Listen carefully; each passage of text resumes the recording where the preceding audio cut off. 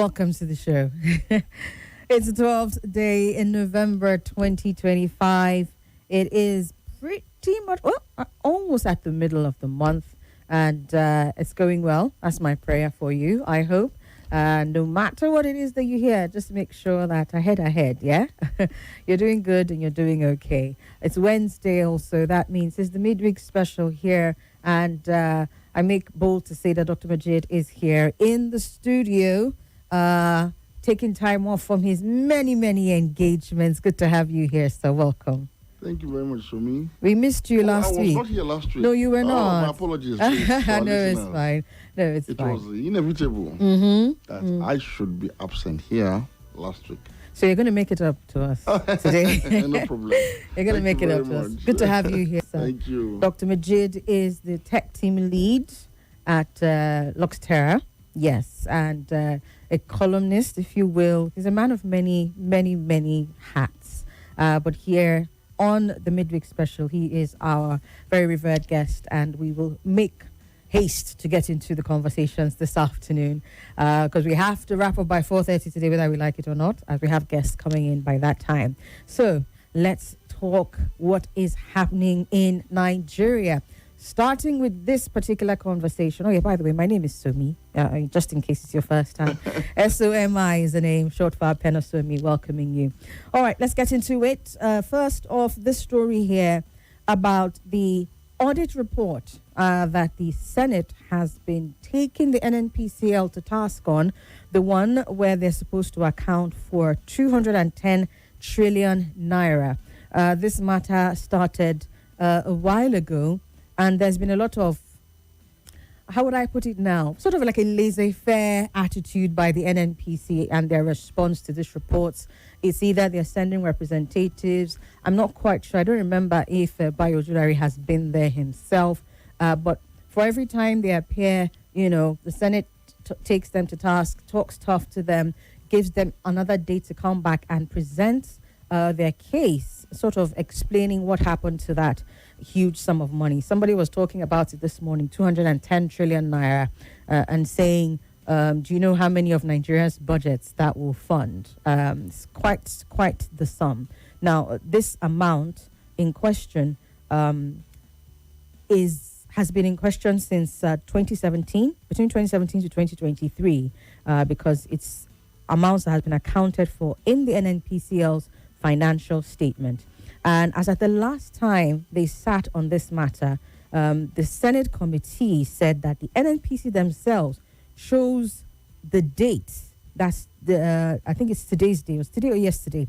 Today, yes, to present their final findings on this matter, or their final explanation on the matter, only for the time to come. And according to the Senate committee, they sent in a written explanation. The Senate committee handling this is the one on public accounts. So they sent in a written explanation. The group CEO of NNPCL, Bayo Julari, did not appear before this committee, but then sent this explanation detailing how the money was spent. And even the explanations, let's get into it right now. According to this committee, 103 trillion was spent as accrued expenses, and 107 trillion was recorded as receivables. NNPC claimed that 103 trillion as accrued expenses and the 107 amounting to receivables, all of them as this. That's the way they explained the 210 trillion naira. And according to them, on the 103 trillion accrued expenses, they reportedly stated that the amount was paid in cash to joint ventures in 2023. The committee chair questioned how such payments could have been made in cash when the practice was abolished during former President, the late Muhammadu Buhari's administration. They stated that cash call arrangements were abolished then, and so NNPC's claim to have made just this amount of in cash payments in 1 year was questionable, especially considering the fact that they generated 24 trillion naira in revenue over 5 years. So where did NNPC get the money? Even the 107 trillion in receivables was also brought into question. Mr. Wadada rejected NNPC's explanation, arguing that no specific bank or amounts were identified, and so the submission was lacking in transparency. They also were really, really upset about the fact that this has been the attitude of the NNPCL to responding to this matter, no seriousness whatsoever. And they said that going forward, if Ojulari didn't appear himself to explain this matter, then they were going to be forced to come to their conclusions on it. This amount, sir, how far do you think that the Senate committee is going to go to come to a logical conclusion on this matter? This is something that has been pending for the longest time. I think it was in June this year that this report went viral. So it's been July, August, September, October, 5 months. And we have not seen the conclusion of this matter. Nigerians would very much like to get answers. That's what the Senate committee keeps saying. They want to be able to give Nigerians answers to these questions. But it's been all dodgy behavior coming from the NNPCL. Do you think that this Senate committee, or even any other person at the higher level, will take this matter up and ensure that these monies are accounted for, as opposed to just something that just goes underground, as we've seen from time past? I'm not very optimistic about any useful outcome from this exercise because, first, the integrity of the National Assembly itself is always under scrutiny here. We've had this pattern of important Senate committees or House of Reps committees launching probes into, multi-billionaire or multi-billion-dollar missing amounts of money. And at the end of the day, it turns out a ruse, probably because those who are investigating simply want to be accommodated in whatever malfeasance may have happened. And that has really, placed a serious question mark. Whenever I see or hear any committee in the National Assembly trying to probe any government agency, it's something that we've been through it over and over and over and over again, and none has really come to conclusions. Some of them actually end up in serious scandals, serious mess, because an incestuous relationship will now develop between those that are probing and those that are being probed. However, I do not want to conclude now that to be the case in this particular instance. But one thing I also know is this, and I'm sure everybody, and I'm sure Senator Wadada himself knows, the NNPC has also been a cash cow for government. The NNPC is where top government officials at the highest level go to pick monies from. They give NNPC a lot of responsibility to do that are completely outside the mandate of a national oil company. So some of these monies that you're asking them to account for, probably they give you the true account of this money. You'll be shocked as to where these monies went into and on whose directives. And because they're a national oil company, they will never disclose that. Really? Never? No, they won't. It's like an unofficial code of conduct. They will not. And I expect Senator Wadala to know that much. Because I've had cases of ongoing extortion from the NNPC that hasn't stopped. It's been part of our system for a long time. NNPC provides slush funds for government activities, including political activities, so many other things, really, that is outside of the mandate of NNPC. So, I don't know. So, for me, this whole exercise is not likely to eat anything, because if it's a serious issue, when you got 200 trillion, I'm sure all the hairs in your body is rising up, standing up right now. How come the president is not talking about it at all? How come no other critical stakeholder in government is really, really, really looking into the matter? My point exactly, which is why I said at the higher level, why is there silence on this matter? Because they know that the people probing this should have known better than embark on this exercise. So who serves as a check and an arbiter against, if really and truly this is the role that the NNPCL is playing as a slush fund for government? So who serves as a check? There's no check at all. There's no check. Ordered by, say, the Auditor General's office. But even at that point, the reports could probably be suppressed.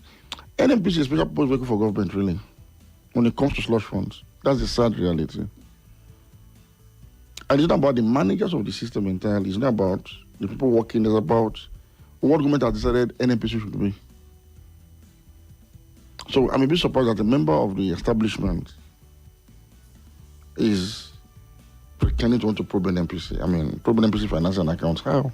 I mean, when you consider the fact that this current, what they call the group CEO, was appointed by President Bola Ahmed Tinubu, Yes. one would have thought that whatever they are doing now is sort of like a way to expose NNPCL under Mele Kyari, who President Tinubu sacked.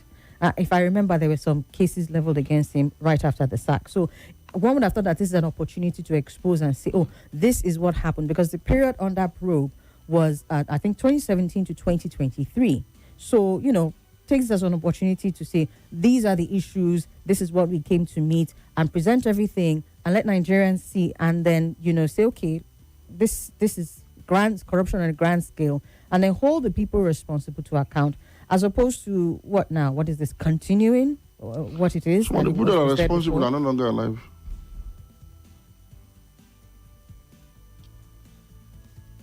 Dr. Majeed, even the way you are even answering. But some of them are. Yeah. So you wouldn't want to go to court and mention the names of those that are dead and the political implication of that. If we're going to get it right, isn't that where we should be going with some of these cases? If we really are going to get it right in this country. No, it doesn't start. No. This is not the way to go. Oh, really? The way to go is to go and form your own government. Go and mention the next election. You elect people outside of this system. So I don't expect people that are members of the establishment to come in and begin to hound to that to certain levels. Yes, if Mele Kyari has done certain things that are strictly within his purview, those are the kind of things that you see them probing. But when it goes beyond Mele Kyari, when it goes beyond him, a notch higher, he will not. Nobody will go to that level. Nobody will go there. So, again, that's why you're not seeing any buzz about it in the presidency. Nobody is really concerned. It has been a single mass project. Ahmed Wadad Aliyu, Senator Wadad Aliyu, as if it's just his personal project at the National Assembly. I mean, he's not the only member of the committee. But it seems to be like, this is like his pet project. So others are also looking at him and saying, what exactly are we looking for here? Well, that's unfortunate. Nigeria has also been an unfortunate case. So you can't check these things from this point. It's like trying to reset, it's like trying to reset the rules of a football match in the middle of the game. It has to start from the beginning. The ground rules will be set and then fully implemented. So that's actually the problem.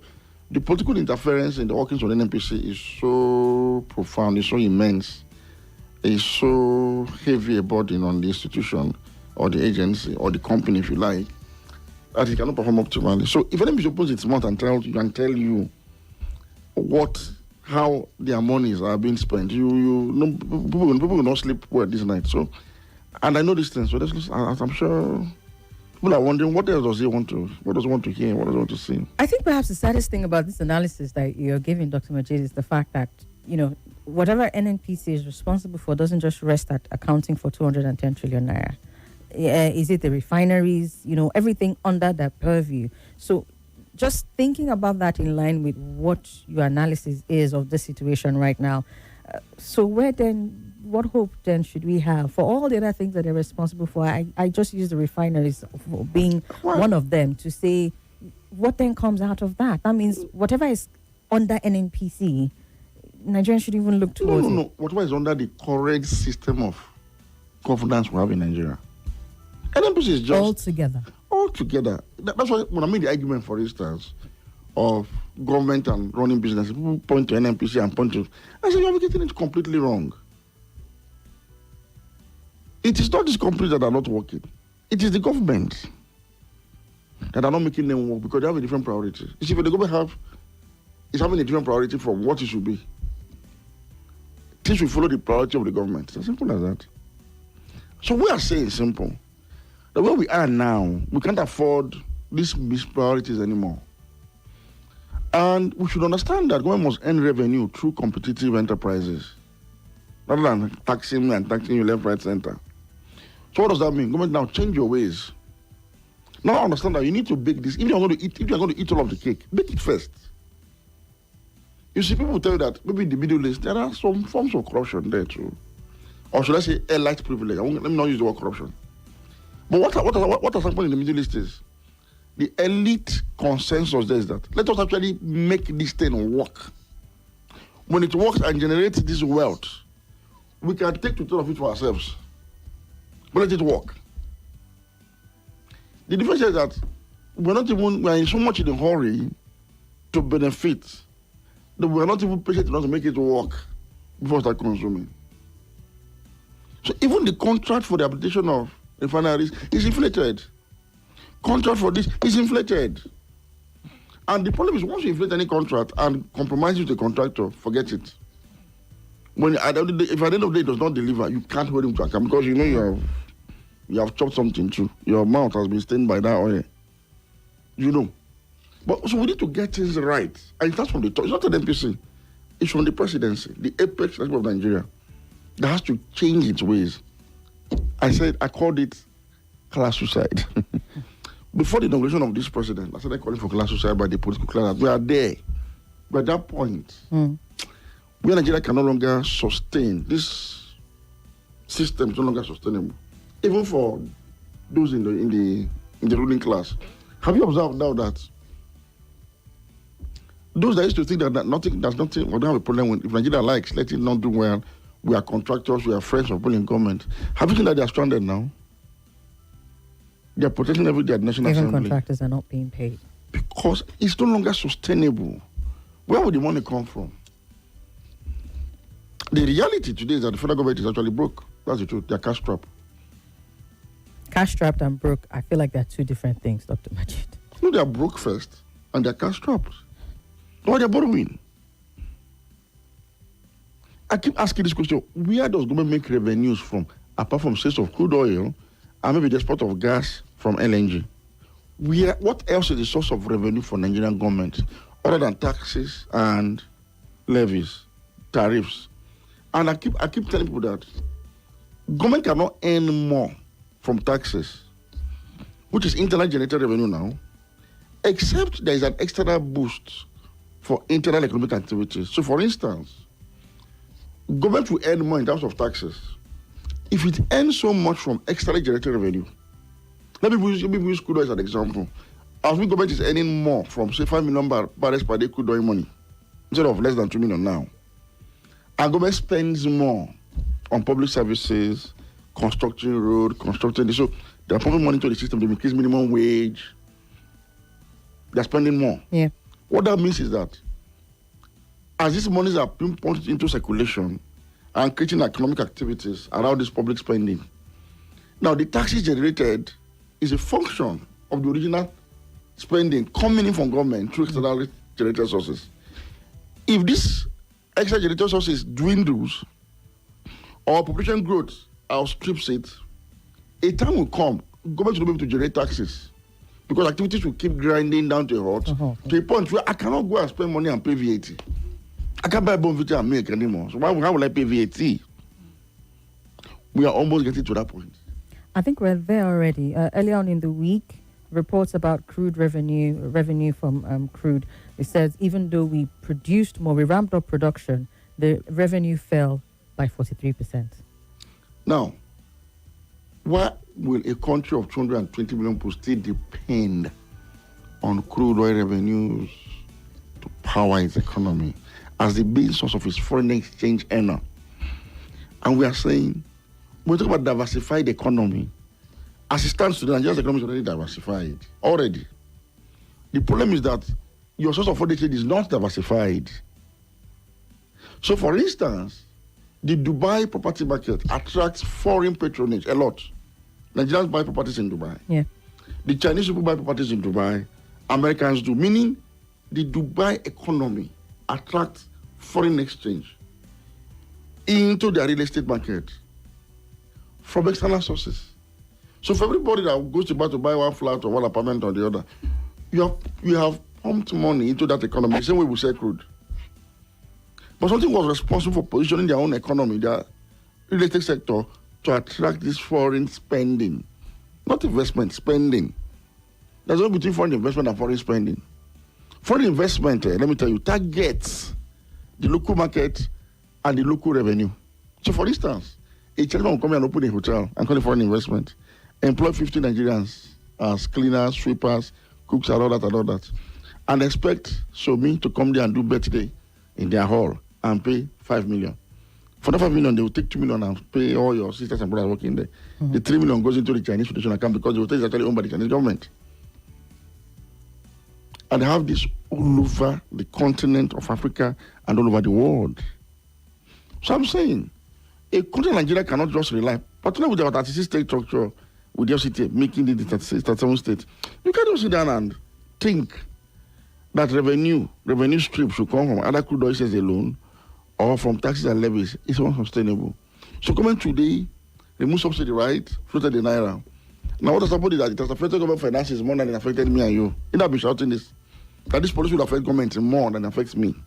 It's for the simple reason that inflation will also eat up government revenue. So if government required 1 billion naira to construct a kilometer of road before May 29, 10 a.m. 2023, it will require probably 10 billion to do the same scope of work today. Because of the factors of production, the cost of production that has risen. Now today, your 70,000 minimum wage is of less value than your 30K minimum wage 2.5 years ago. Mm-hmm. So it in real terms we've diminished, we've diminished. So what we require in this country, it's not about NNPC and not remitting money. We need to have a resetting of our political economy. We need to sit down. These people need to sit down and realize that this is no longer sustainable. Their friends and cronies that are contractors are not being paid them because they don't have the money to pay them. Do you know why it appears as though states are doing better than the federal government? It is because the federal government is carrying more responsibility than the states. I'm sorry, sir. Even when you say that, it strikes as contrary because are the states actually doing as better? Appears. Okay. You know, there's this, people say they are making more money. And I say, no, they're not making any more money. Let me tell you. The federal government is responsible for the entire federal bureaucracy, which includes defense services, Army, Navy, Air Force, internal security, police, civil defense, all, immigration and all that. Prison services, amongst many others, hundreds of universities, name them.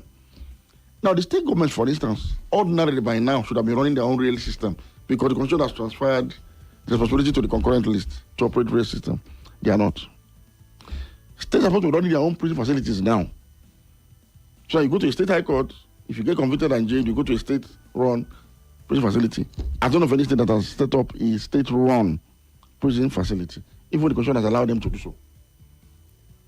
States now are also allowed to generate, transmit, and distribute electricity. I don't know of any that has actually put a block on ground to ensure that. So the federal government is still carrying these responsibilities. The government has gone broke. Why the states, they pay salary and do basic infrastructure, appear to be a bit liquid, a bit. If they have to carry out their full responsibilities truly, they will be in the same category with the federal government.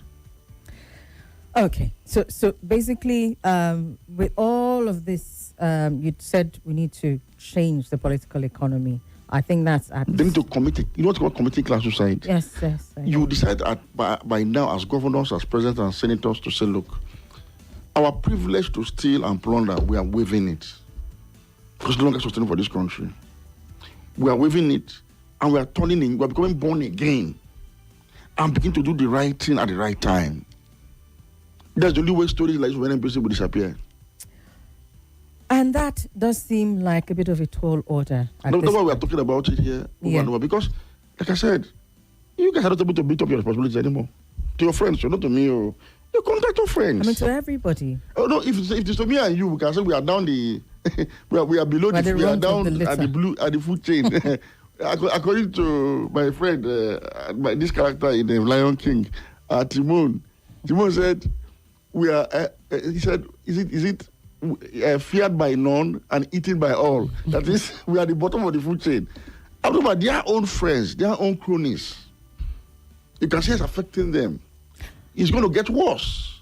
But they still find ways to fund it at the end of the day. For example, but for now, the monies that they can't account for. What I'm saying is, those monies have been for other things other than even giving to their cronies and their contractors.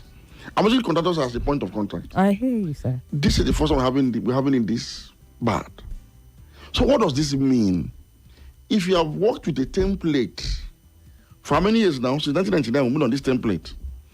And we are the end stage of what you call system failure. That is, you've been doing something over and over, the failure wasn't very apparent until you got to a point where the system now is not. It's like driving a car without servicing it for a long time. The first few kilometers you're going to drive it, you may not notice anything, any problem. Maybe when you cross the threshold of servicing, you may not also notice much until you drive it to a point where, hey, this car can no longer move. It will start with boom boom, then you're having boom boom boom boom. Exactly. We are that boom boom now. Okay, before we get to boom, according to you, we need to sit. We need to have a frank conversation and begin to do things right. Like I said, in other countries, the leaders have privileges, but the difference is this: they work first. They work first. They make sure everything works. When the money is now come in, they can take 2/3 of it. I mean, look at Arab princes. They live very lavishly. They live the best of lives. Yes, but they allow the system to work first. I wonder have refused to allow the system to work. So where Aramco is working and yielding sometimes nearly $500 billion in revenue for the Saudi state, our own NNPC is talking about unaccounted 200 trillion.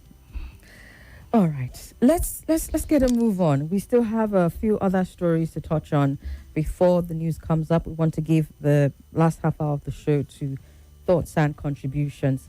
This one having to do with security. The chairman of the House of Representatives Ad Hoc Committee on Border Security, Honorable Issa Mohammed Anka, has come out to raise alarm over how unbelievably porous our borders are, talking about the fact that of the 1,978 entry points, only 84 are officially manned, which leaves a staggering 1,894 illegal routes vulnerable to criminal activities. He made this statement during the inauguration of the committee yesterday at the National Assembly, describing it as disturbing and a major threat to our national security, economic growth, and territorial integrity, noting that our borders, which stretch over 36,450 kilometers of land and sea across 9,000, and of the sea, you are having 923,000 square kilometers, saying that these mass land areas and sea areas make it difficult for us to effectively monitor, particularly with limited land resources and challenging terrain. I found this particular report quite interesting because I think it was Customs that was talking about how they had immigrations talked about how they had prevented over 300 illegal migrants from gaining access to the country, while also stopping over 200 from leaving the country as well, because they were suspected to be drug traffickers and the likes. And I was like, how do we draw this parallel? How do we balance the situation? First of all, why should we have this many illegal? I don't know. Perhaps I was thinking as a layperson, how do we have this many entry points? 1,978. It does seem quite worrisome. One, and two, if there is record that we do have this, why are we not able to effectively man them? I mean, at least we would expect that half of the entry points are effectively manned, but we are having 84 out of 1,978. And so I was thinking, whatever reports the customs or immigration rather are putting out about managing what's going in and out of the country, it really would not amount to anything convincing if you have these many unarmed entry points. Well, it is no longer a secret that Nigeria has porous borders. There are countries that are larger than Nigeria that their borders are not porous at all. You can't, a flight cannot even cross into China, for instance, without being detected. It's not possible. Yes. Same thing with Russia, Canada, the United States of America. These are large countries, but they have well-policed border system. In the case of Nigeria, we have two major problems, really. Apart from inadequacy of border security agencies, customs, immigration, and even the Nigerian police force, because the police also has what is called a border security unit. I think it's headed by an AIG from headquarters. Yeah. Then of course, if you like, even the army, even the air force, all security agencies are actually involved in border security in one way or the other. There's a cultural factor to this problem too. Cultural. You see, Nigeria would overcome any of its problems, except we get reformatted into a true nation state. You have a situation where along Nigeria's border, particularly in the north, you have a dilution of culture, language, if you like, religion, on both sides. That is, you can't make a distinction between a Nigerian man who is Hausa and a Nigerian who is Hausa, or a Chadian who is Kanuri and a Nigerian who is Kanuri.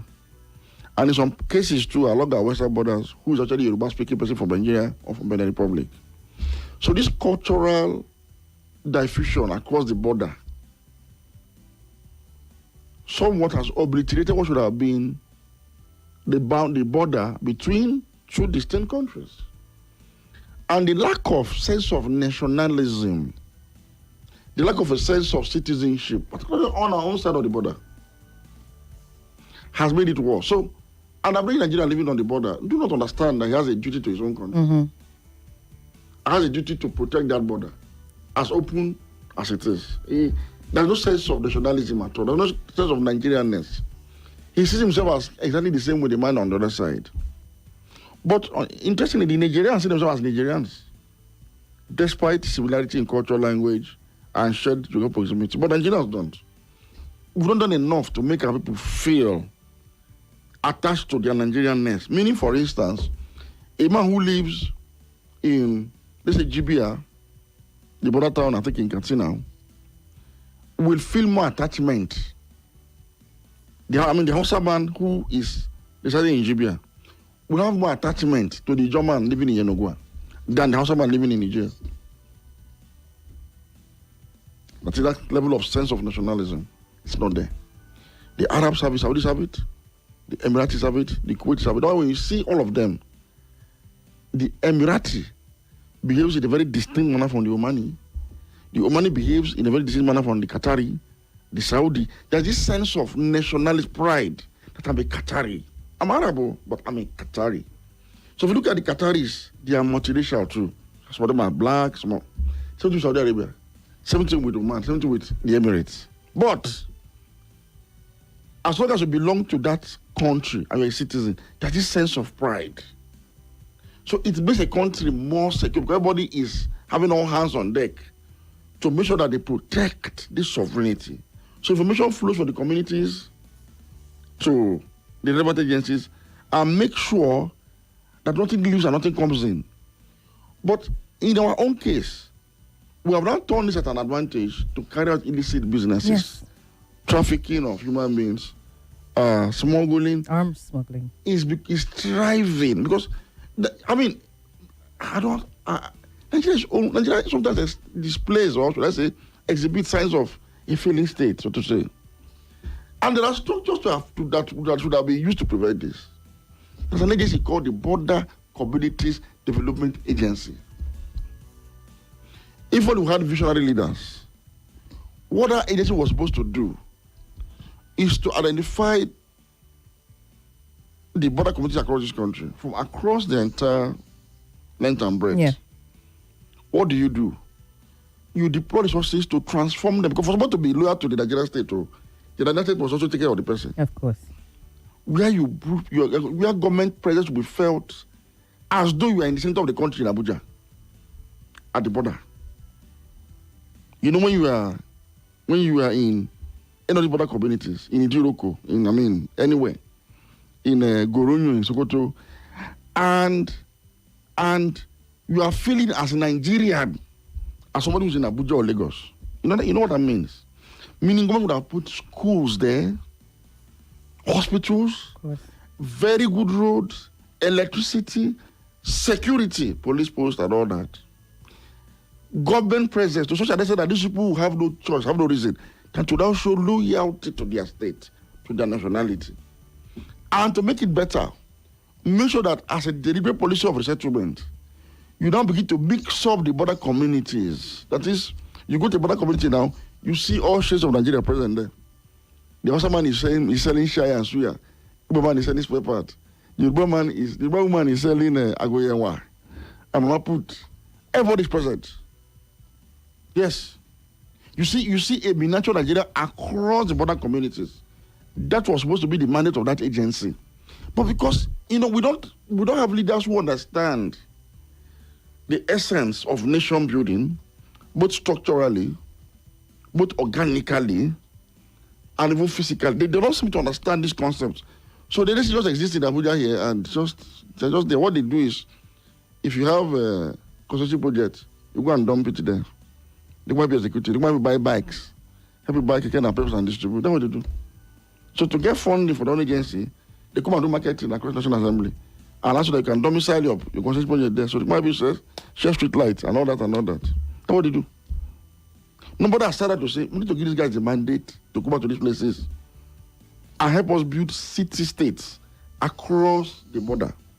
Where if you go, it will be a thriving economy. And the advantage is this. Border communities thrive on trade much more than hinterland communities. So just formalize it.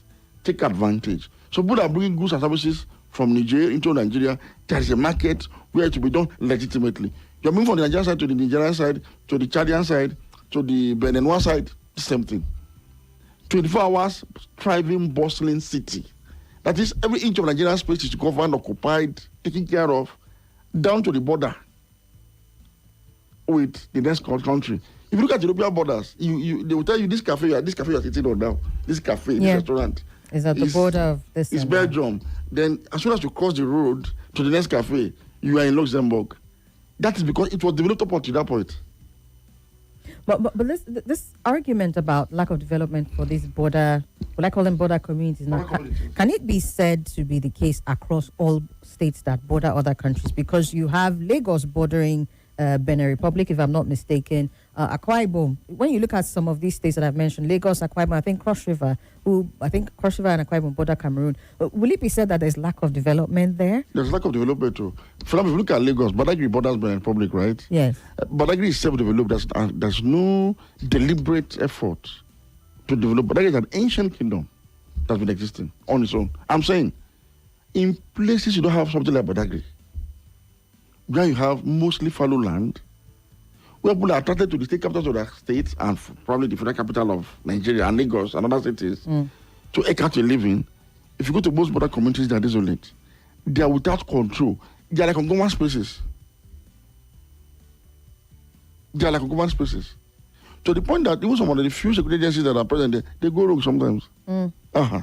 So we need a deliberate effort to take governance, to take Nigeria to the border communities. Make it thriving. And begin to use that means as an organic means to secure the border. It becomes easy to police. It creates an economy that will create jobs, boost our economy, and keep people busy. There's an agency for that. That agency should be rejigged and given the mandate to now do this. And they can do it in partnership with the states affected.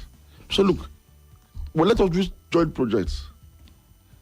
Set out some amount of money from your state coffers to let us complement some of these development activities across the border for the collective security of our country. If you go to Obudu, for example, Obudu is very close to, from the Obudu right to Cameroon. Now, I've been to ranch communities severally. I've been to some of those that part of the country. Everything you see there is self-developed. I found the fact that the state government built the resort and kind of tried to develop the ranch. It is self-developed. Now, recently, I think AFDB constructed the road. I think for me, come through from Abakaliki axis through to Ikom to the Cameroon border. Yes, but that's just an effort by AFDB. But a single carriageway that leads straight to the Cameroon border at Ikom. I'm saying much more needs to be done. Ikom as a town itself needs to become a hub for something that can attract all Nigerians to go and reside there. Beyond just that road. But that was a good effort. It was done by AFDB. So the Borders Community Development Agency, I've not seen their presence in Ikom, in the Obudu area, or for example, of our border with Cameroon. I've not seen them in the Lake Chad region. I've not seen them anywhere around the border communities. We've not seen. They're not visible. And I've visited a few of the border communities and I've not seen anything that looks like the deliberate effort of the state to calibrate the economies of these areas and synchronize them with the mainland. I've not seen it. Okay. I mean, the state government, our state governors really and truly, there's so much that they're supposed to be doing that are really not paying attention to, and we can see the resultant effects. It's everywhere. It is everywhere, especially in some of these border states where some of these illegal arms smuggling and everything is just happening through those borders, and it's such a shame. Well, the Reps Committee didn't necessarily have any recommendations. They were just giving recommendations. Yeah. They didn't. They should remember that as an agency called Border Community Development Agency, let's start from the economies of these border communities. It will help seriously in the security of the border communities. We will give them a sense of belonging. They too reciprocate that sense of belonging to Nigeria. Once you achieve that, as other countries have done, it makes it easier to police your border. They have a sense of Nigerianness. So when they see somebody crossing into their country, they will call the police and say, no, you can't come here. Are you part of us? Are you one of us? We don't have a sense of national pride. All right. Also, would you consider maybe possible a solution being increased staffing for some of these border security agencies? It's a no-brainer. Okay. I'm just saying, no matter how many staff you provide there, you cannot go and police wilderness. It's not really easy. Let people be there. Let structures be there, so that it could complement the effort of all of the agencies in Nigeria on border security. Yes, sir. But one thing that is lacking is there is zero or no government presence at the border communities. When you hear on government spaces, they're actually mostly at the border communities. All right, let's look at the final story here. This one started trending yesterday. I deliberately took it last so that we can get into some of the other issues, seeing as a lot of analysis has been on since morning concerning the clash between the Minister of the FCT and a naval officer yesterday over a retired chief of naval staff's property. Well, in the news today, Tuku Buratai, former chief of army staff, has come out to demand an apology from the Minister of the Federal Capital Territory over his altercation with the soldier. According to reports, the incident, of course, clearly everywhere, the incident has triggered outrage, with many accusing the minister of disrespecting the armed forces. On some other side, you are seeing people talking about how the soldier, I think it was his son, who came out to say that there was breach of law by the soldier in the way he responded to the FCT minister. Well, in a statement, Buratai wondered why the minister acted in such a manner to a soldier carrying out his duties. He said the minister's verbal assault on the military officer in uniform was an act of profound indiscipline that strikes at the core of the nation's command and control structure. He said it deliberately undermines the chain of command, disrespects the authority of the commander-in-chief, and grievously wounds the morale of every individual who serves under the Nigerian flag. And he said such actions erode the very foundation of discipline on which our national security apparatus stands. He said this cannot be dismissed as political theatre, as it was a reckless endangerment of national order and is clearly an indication of undermining the federal government's authority. And so he has come out to demand that he apologizes with immediate effect. He says it requires a serious response. I'm interested in hearing your thoughts on this matter, sir, because some people, irrespective of what led to that incident, because I've seen different reports really ever since this news first broke yesterday. Larry, the minister's, what they call it now, spokesperson, has come out to say that it was a case of the naval officer, the former chief of naval staff being scammed.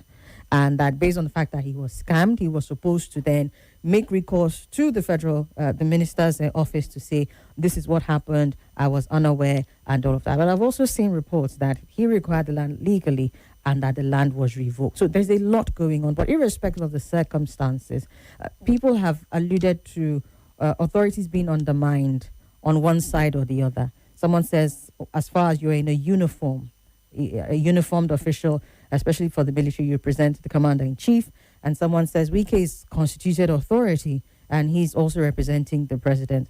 I just wanted to get your thoughts on this matter as we go on a break very soon. Okay, I think reading through the opinion expressed by General Chukwuru Buratai, Nigeria's former Chief of Army Staff, and from what I've gathered from the armed forces community between yesterday and just about now, I think it spoke the mind of the armed forces, both serving and retired personnel of the armed forces. So what the man put out simply it's like he was speaking on behalf of his colleagues that are serving and those that are retired like him. And that is why, if you observe, that we've seen some cryptic messages from the defense headquarters that seems to align with what Chukwuru Buratai said. We've also seen the Minister of Defense, as reported by TVC, that he particularly actually endorsed the actions, or the conduct rather, of the officer in question, the naval lieutenant, Lieutenant Yorima. TVC is reporting that the Minister of Defense, Badaru, has actually endorsed the conduct and has promised to protect him. So that seems to be the consensus amongst them on this side. Now, I'm a bit familiar with military traditions and military protocols. If I were a general too, or even just a military officer, or even a soldier of the rank and file, the conduct of that young man yesterday is a thing of pride to the armed forces. His composure, his comportment, his confidence, and his pride. There was a statement he made about his commission, that this commission I was might given. Be a junior officer, but you cannot. This commission you can't carry it. Yes. If you know what that means to the armed forces, if you know what it means, because it's a presidential commission. So the guy displayed every element of a well-trained soldier who passed through the defense academy, and the defense academy passed through him. If that this thing involves a minister, I'm sure he would get commendations, special commendations for his conduct yesterday. Why am I saying this? It's a very straightforward matter. The Chief of Naval Staff, former, is laying claim to this land, right? FCT authorities, led by Minister Wike, are saying no, it is calm, but why it is? There's a dispute over the land. Yes, there is. The man said he's having his own valid title claims to the land. FCT is saying he does not have anything that is, back and forth. Now, as it concerns the young officer now, and this is where Minister Wike made the greatest mistake of his public service career. What to go down as his greatest mistake. Because if it is some other countries, by this body, Wike should have resigned as minister. You know why? Why? That young man is the security officer attached to the former Chief of Naval Staff, statutorily, from Naval Headquarters. He wasn't a random naval officer that was just put to come and stand there on illegal duty, no. And as the security officer to the ex-Chief of Naval Staff, or any service Chief of Naval Staff, they're entitled to it. Part of their retirement package. He's in charge of the man's security. He guards his properties, his life, his family. That is his statutory duty. Anywhere that man has property, that guy is in charge of security.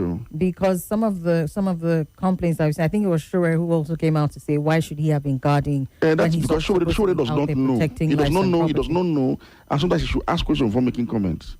Anything that belongs to Gambo, retired Chief of Naval Staff, this young man is in charge of the security.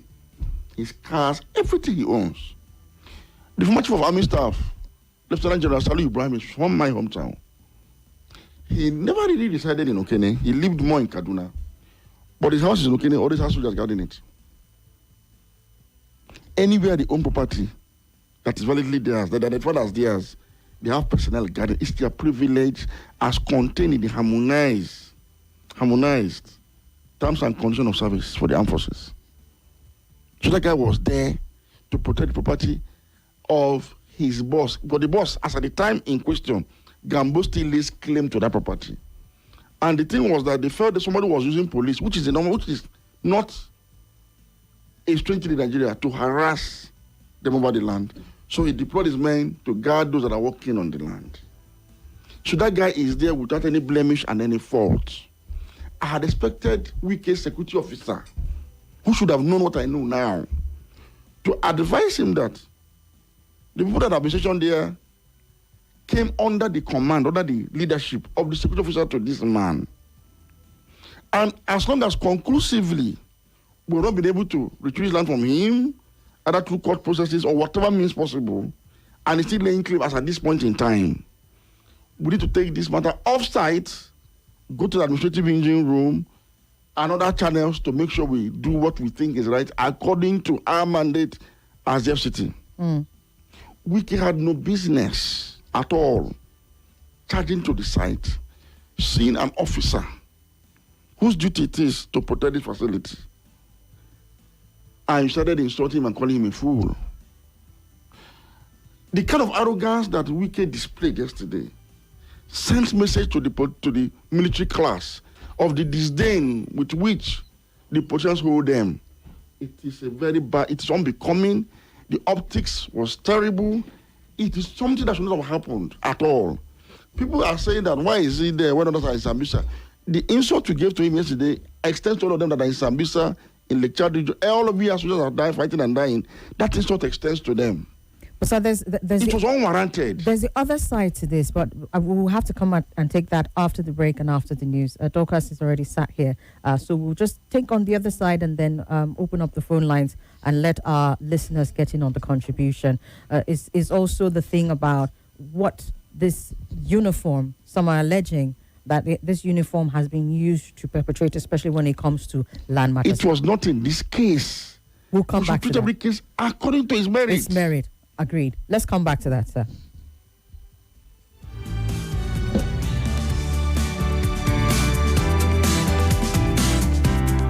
One says I'm beautiful and bold. They say I'm fashionable. And to crown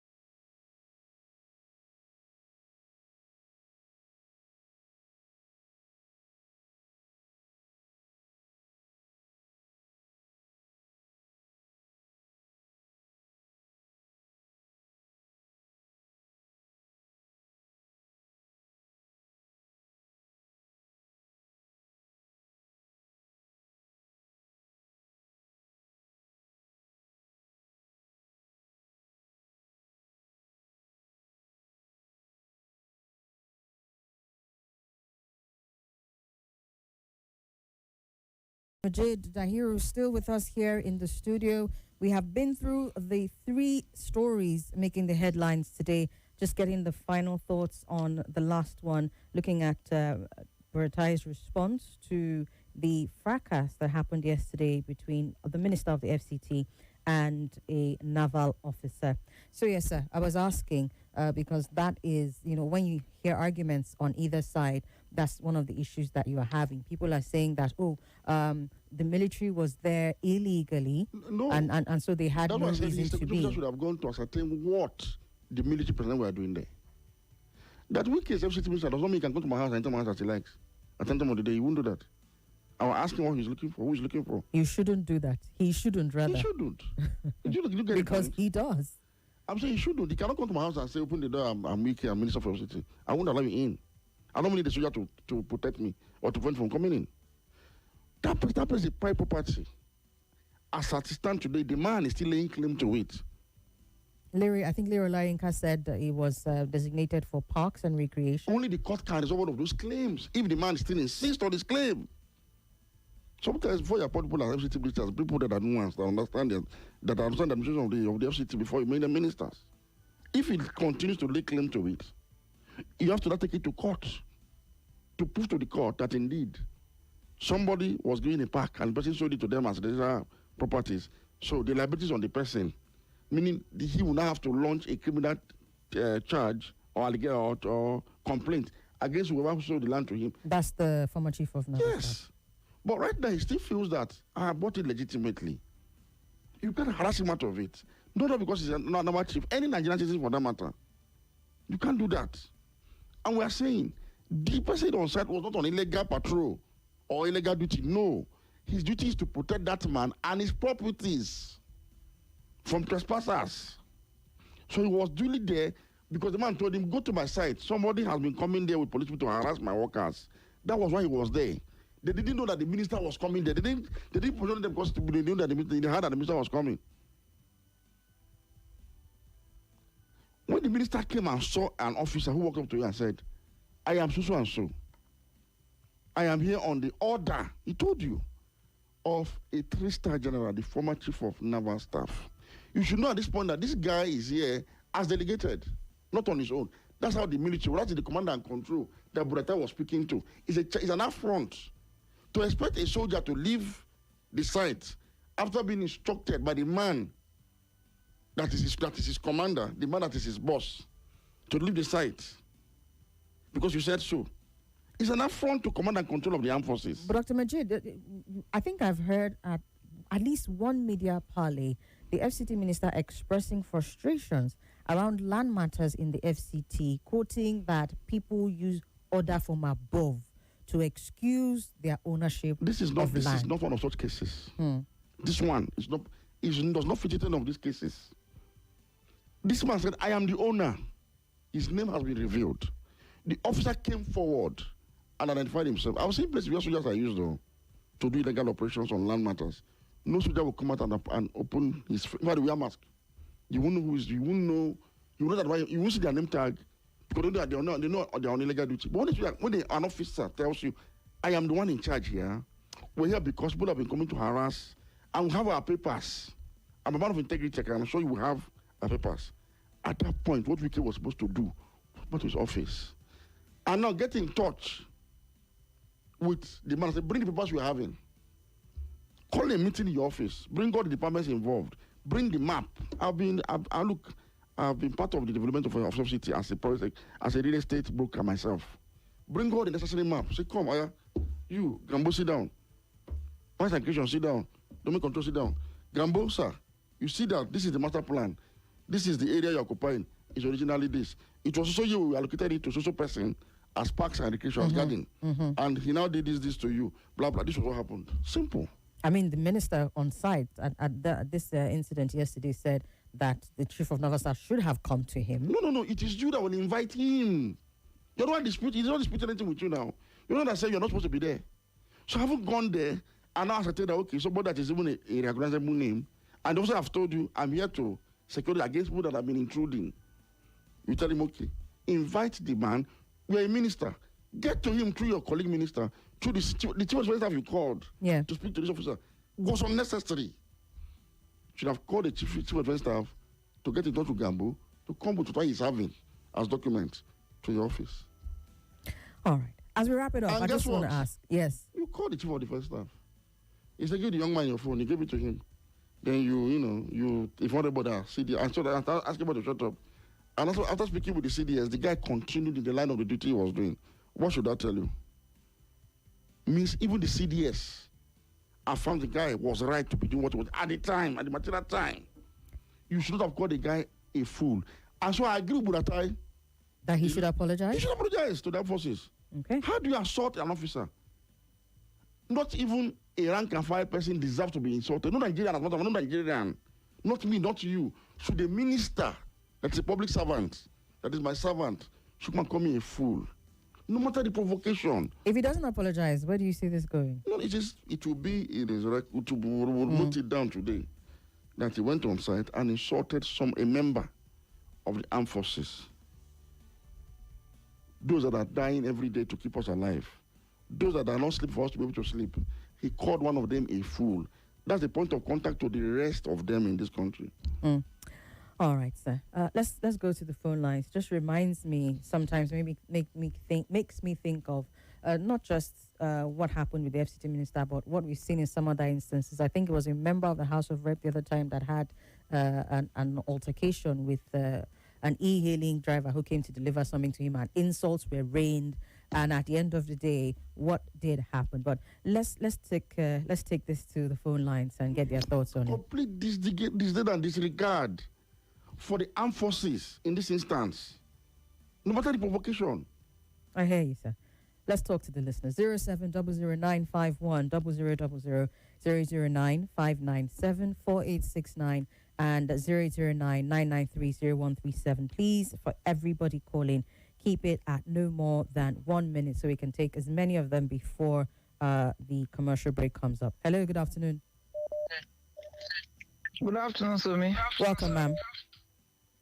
Good afternoon, Dr. Majeed. Good afternoon, sir. This is thank you, Isema. This is Mary from Gwagwalada. Welcome, Madam Mary. My Go voice ahead. sounds masculine. Go ahead.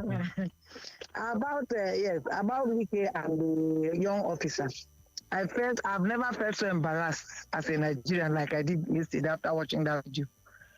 When Minister Wike went to that place and saw that young officer, wouldn't they have called him and said, who sent you? Because he knows that boy standing there is the one asking him to stand there. Somebody higher than him would have sent him. He would have looked for who has the land, who sent him, so that they can talk on a higher realm. Now you came and started exchanging words with a young officer, very young officer, and you made calls and you handed over the microphone to a young officer, and you were telling the young officer, when I was in school, Minister of FCT in Nigeria. All right, Madam Mary. Small child, when I was in school, you have not. I felt so. I've never been so embarrassed. I'm pitying his wife. God forbid. All right, let's leave it at that. Good afternoon. Hello, good afternoon. Oh, wow, what happened? Okay, hello. Hi, Somi. Good afternoon. Good afternoon, welcome. Remember to keep it at 1 minute. Go ahead. My name is Gerald Ekunife. Dr. Majeed, good afternoon. In the words of the sage, Winston Churchill, he says, on matters of taste, swim with the current, but on matters of cardinal principles, stand like a rock. It is on that quotation that I'll make my submission, as this is one of the days I will tangentially disagree with our teacher, Dr. Majeed. I consider, as wrong as it is, Minister Wike's lack of composure and emotional unintelligence yesterday in vituperating and ranting and getting angry. I consider it a matter of taste. Somebody did some time ago when the police officer, another wrong use of state apparatus to oppose constituted civil authority and establish legally regulated governance processes. All right. Wike should have acted better. However, I'm going to say I disagree with Dr. Majeed and Wike should have called Gambo retired or reached out to him. The law regulating land in FCT, pursuant to the Land Use Act, stipulates that all powers regarding land should rest on Wike. By the way, that's a delegated power from the presidency. So, all right, Gerald, I had to stop you there. You're taking up way more time. You're almost at 1 minute 30. But we get your point, I think. Hello, good afternoon. Hello. Talk to me. Hello, good afternoon. Good afternoon, Somi. Welcome. You have a minute, Dr. please. Majeed.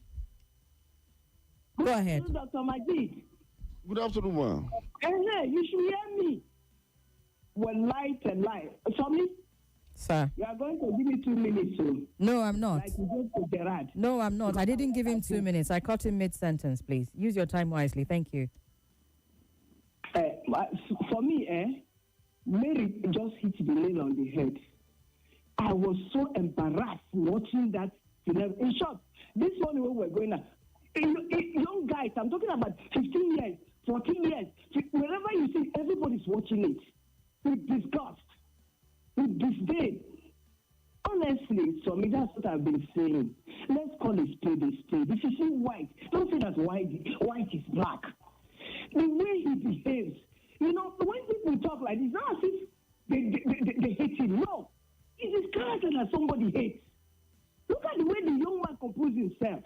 You are stupid. I'm not stupid. You are this. You don't abuse somebody like that. You don't abuse. Especially men who are carrying guns. All right. Like, my dear sister, honestly, I have nothing more to say. Like I said, we can always talk like somebody who has diarrhea.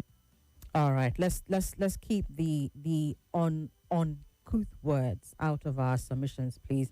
Thank you so much. Quick look at the messages here. Hi, Somi and Dr. Majeed. Always happy to hear your analysis, sir. I will insist we do not compare Nigeria with the Arab countries. Those countries belong to families. Nigeria is different. We have not been able to define the ownership of Nigeria, which makes it like hunting in the forest. The ownership structure has to be dealt with first before any other thing. Then gradually we can build a nation. Mfon Akban, I think, speaking to the case of the porous borders and what you were saying about that. Good afternoon. Leadership in Nigeria can be frustrating. Keep speaking truth to power. Dr. Majeed, God bless you. Good afternoon, Dr. Majeed and Nigeria Info. For 8 years now, there's no electricity at the Seme border. Even the Nigerian customs use the electricity of Benin Republic in their office. Even to photocopy, you have to go to Benin Republic before you do that. Samuel from Pape with that submission. Israel from Guagolada says, good afternoon, Dr. and Professor in Practice, Majeed Dahiru. Recently, I found out that there's this solid material which cost about $27 million per gram in our country. Nigeria is so blessed in everything except good leaders. We have no reason to be, don't know what that word is, but thank you so much. Good afternoon. The question I want your guests to answer are, why did the military prevent the FCD official from inspecting the site? Why did the naval officer not present the necessary official information as demanded? Did the minister have the official responsibility to inspect sites? Radio Senator with that one. Do you want to take that or? Simple and logical issue. There's a dispute over this land. Somebody says, I own it. The authorities are saying, no, it is wrongly sold to you. Call for a meeting in your office. That is how the previous officers have been able to resolve such issues. They call for meetings. They will say, okay, bring what you have as a document to show. You bring it. They will invite the relevant authorities within the FCTA to also bring all the necessary instruments of land administration to convince you in the first instance that you can see that from all the information available, something is wrong with this your possession. But if you insist and want to continue, they will give you fair hearing now. They've heard from you.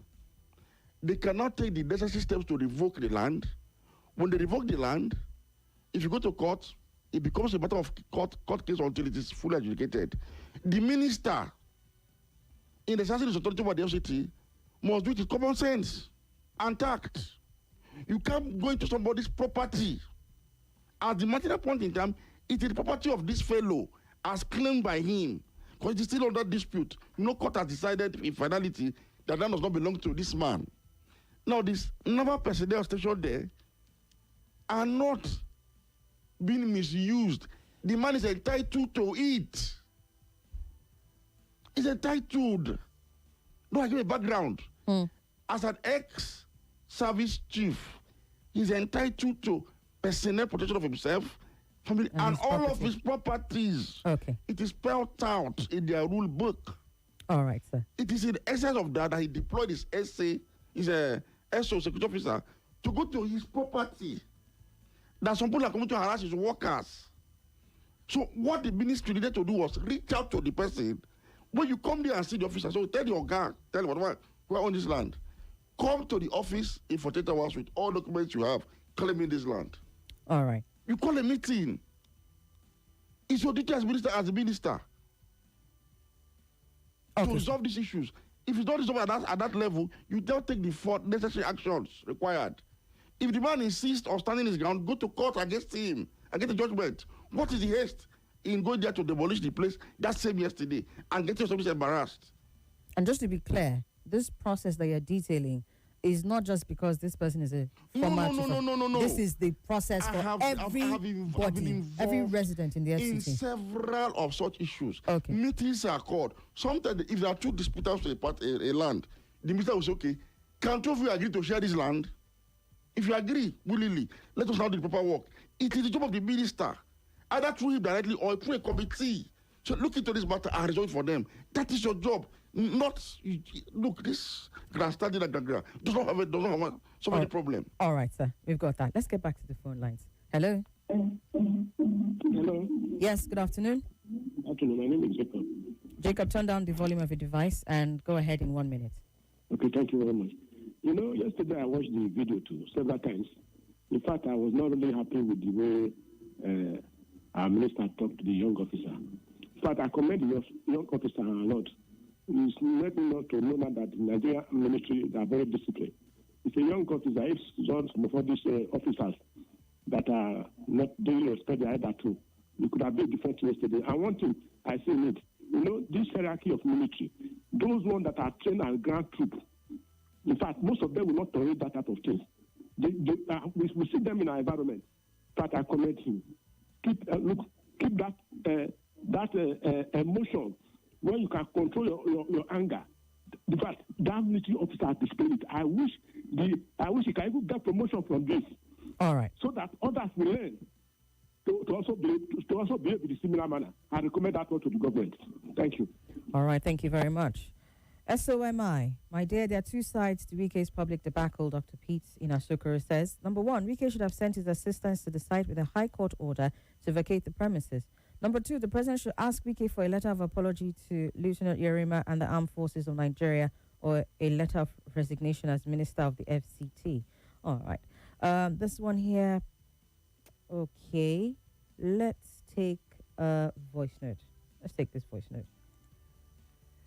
And please, I would urge us all, no matter your emotions on this, anybody who uses any insultive words, your call will be terminated very unceremoniously. Please express your thoughts without resorting to insults. Thank you. You cannot be berating the FCT minister for his choice of words and doing the same. Dr. Majeed. My name is Jonathan Sabo for Niger State. I adore you so much, Dr. Majeed. Sometimes if I listen to you,